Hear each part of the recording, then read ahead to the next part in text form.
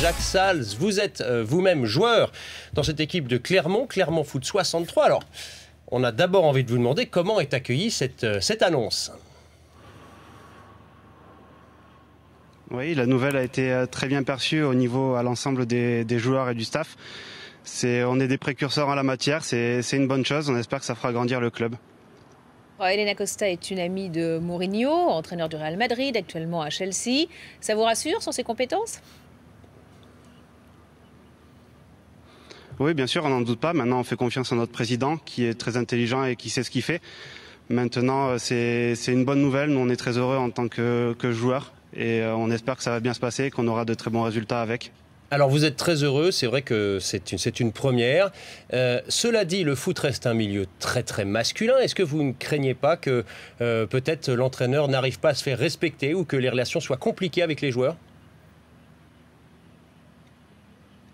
Non, pas du tout. Notre entraîneur, c'est comme votre patron, c'est pareil. C'est une personne à qui on doit le respect, que ce soit une femme ou un homme. Maintenant, si elle est compétente et il n'y a pas de raison qu'elle ne le soit pas, tout se passera très bien. Alors, il y a certains qui pointent son jeune âge, 36 ans. C'est quelque chose qui vous inquiète un petit peu ou pas ? Non, pas du tout. On avait déjà un coach jeune, Régis Brouard, qui était aussi un jeune entraîneur. On n'a pas d'a priori là-dessus, on attend de voir, on est impatient et comme je vous l'ai dit, on espère tous que ça va très bien se passer. Alors au-delà du fait que c'est une femme, qu'est-ce que vous souhaitez qu'elle vous apporte ? Quelles sont les ambitions du club pour la saison prochaine ? Les ambitions, elles sont d'évoluer toujours plus haut, de se structurer plus. Maintenant, elle va être bien encadrée avec le staff qui nous connaît déjà. Je ne sais pas si elle, personnellement, nous connaît tous les joueurs.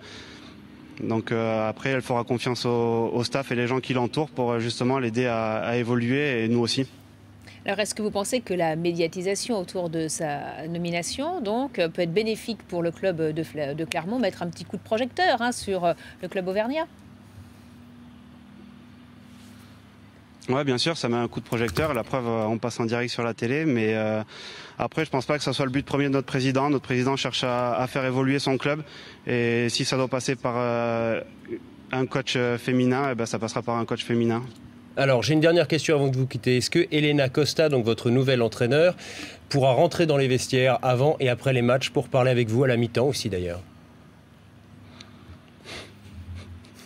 Bah bien sûr, mais après vous savez à Clermont on a déjà la particularité d'avoir une kiné en tant que femme, donc après le fonctionnement du vestiaire ne changera pas énormément, étant donné qu'on a déjà une femme, ça fera justement une deuxième compagnie féminine et de toute façon on lui devra l'autorité, c'est notre coach et voilà. Bon, bonne ambiance dans les vestiaires du Clermont Foot 63. Alors merci beaucoup Jacques Sals d'avoir été en direct avec nous et d'avoir répondu à nos questions.